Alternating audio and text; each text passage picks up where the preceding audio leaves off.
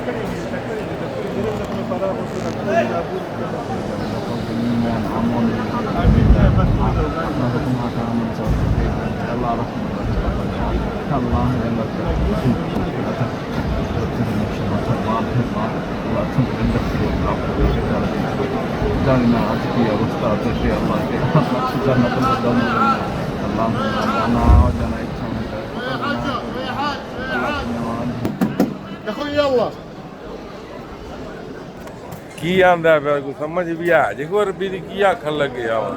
जाओ जाओ यल्ला हज जाओ यल्ला जीवा जी जाओ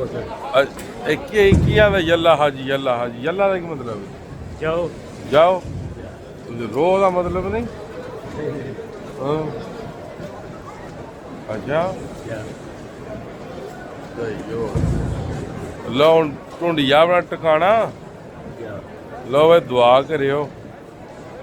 अल्लाह पाक साढ़े ते करम करे तो नाल तुहाडे ते भी करे ठीक है। बाकी गलतियां कताइयां इंसाना को होंदियां रहिंदियां ने आ फरिश्ते को नहीं अगर जे कोई गलती कताई होई तो ओदी जनाब माजरत